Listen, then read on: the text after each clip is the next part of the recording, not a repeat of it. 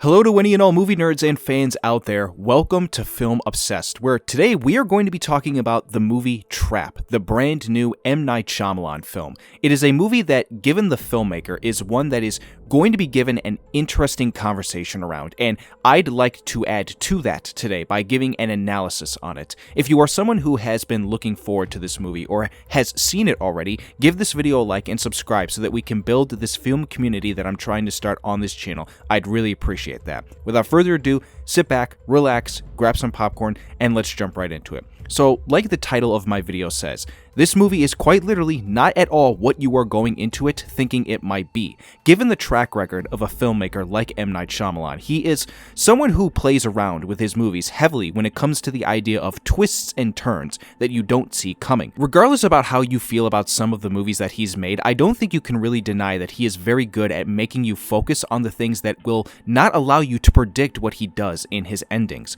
When it comes to this movie specifically, your focus is entirely on the main character that you follow through every second of the film's runtime, which is Cooper, played by Josh Hartnett. He and his daughter go to this concert for her favorite artist, Lady Raven, but once they are inside, Cooper starts to realize that something weird is going on, and it just so happens to be that the entire event is filled with security, cops, and SWAT teams looking for someone. That somebody is a serial killer named The Butcher, as he comes to find out, and within the trailer for this movie, you realize that he is that serial killer that you are following. So let's just start right there, because if you have seen both of the trailers already, I'm just going to tell you it straight up, but those trailers are not duping you in any way. You do quite literally follow this character as he tries to figure out how he gets out of that stadium without getting caught, and I will say that those were arguably some of the more entertaining parts of the film. For the first, I want to say, hour or so of this hour and 45-minute runtime, you are literally following every move he makes to try and figure out every possible scenario that he could go through to get out of that stadium,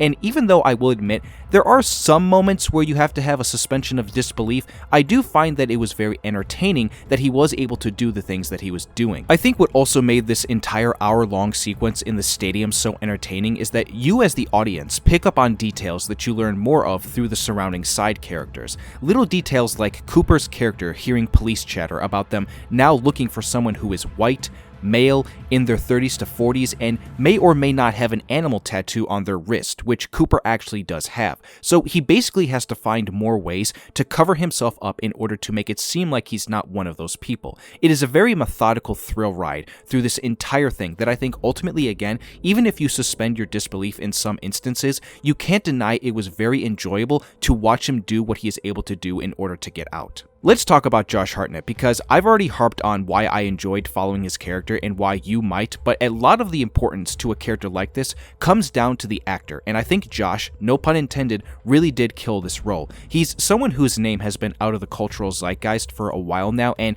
recently he's been popping up back in some things to get his name back out there, and I guess sort of semi come out of retirement from acting. Namely, recently he had a pretty decent role in Christopher Nolan's Oppenheimer, and I'm sure some people will disagree with me when I say this, but I did believe him as the kind of serial killer character that he is playing. There is a moment in the final third act where he is having a monologue with another character, and I thought that was maybe arguably his best dramatic moment of the film, and the scene I feel people will remember him most for in the movie. When it comes to the first and second act, where he's trying to get out of that stadium, again, I feel his performance is believable when you pair it up with all the other characters that he talks to. Sure, some of these characters he speaks to might be a little too gullible and naive in order for him to get the things that he wants, but at the end of the day, Josh sells it so well that it makes you buy into it more. I do firmly believe that this is one of the better performances that I've seen all year so far for 2024. There are some moments where admittedly I wasn't a fan of how M. Night directed him to act, and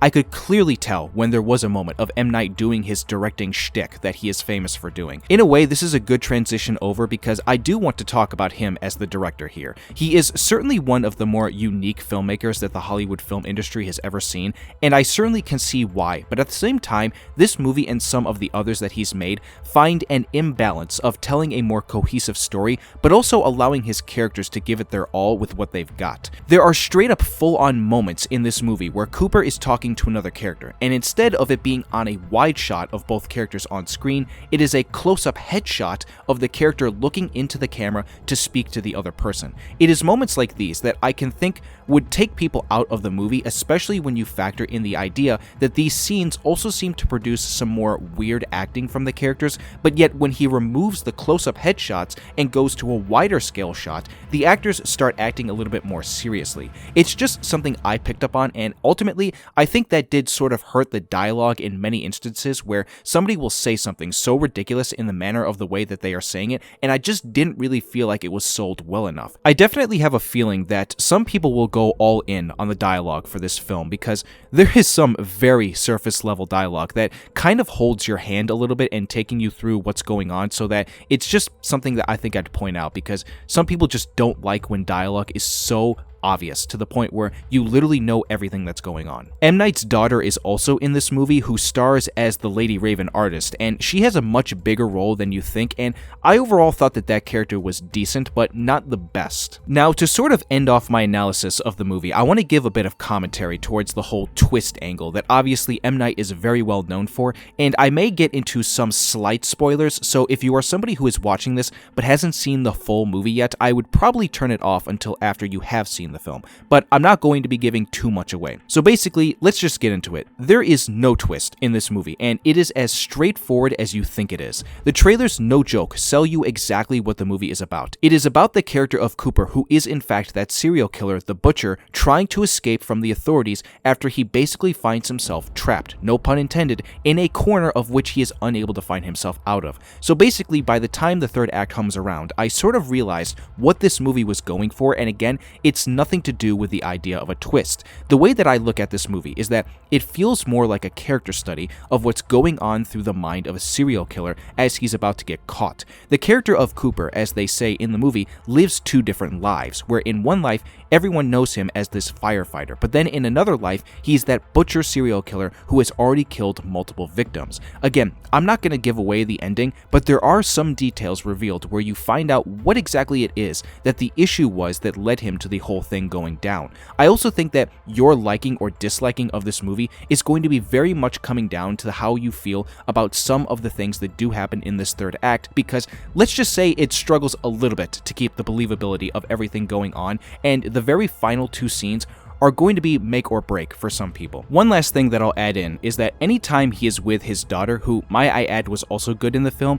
he is in a very defenseless state of mind, which I think is added in with the good performance of Josh, but it also plays a major factor in why the movie ends the way that it does. All in all, when it comes down to my final thoughts about this movie, I think the two things that I really enjoyed about it overall is that it's a character study about a serial killer, but then also it is a thrill ride through most of the film where I never once took my eyes off the screen. Like, I was literally glued in for every single second of it. M. Night is just really good at making you focus on the things that you should be focusing on without allowing you to predict what is going to happen in the future. There is some dialogue that is not the best. Some directing of actors is also not that great, and then you have to be able to suspend your disbelief of certain things in order for you to get through most of the film. And so, while the writing could have been maybe a little tighter in those areas, I still had a pretty decent time at the theater watching this. It might be a very divisive film amongst hardcore M. Night fans, depending on if you are someone who likes what he does with his twists, or if you're somebody who likes what he does with the thrill ride of his films. I would love to see more movies like this get made, and also just keep putting Josh Hartnett in everything you can, because I love when I can see an actor come out of retirement or take a break from acting and just have a massive resurgence. With all that being said, ladies and gentlemen, that is where this video is going to end. Leave your comments down below about what you think about this movie if you've seen it already and my commentary of it. If you want to see more moving forward from me on this channel with regards to film and you enjoyed this video, hit the like button and also subscribe if you are new here, and turn on that notification bell to be updated for when I upload again. So yeah, that's a wrap, folks. I hope you all have a wonderful rest of the day, and I will see you all soon for the next video.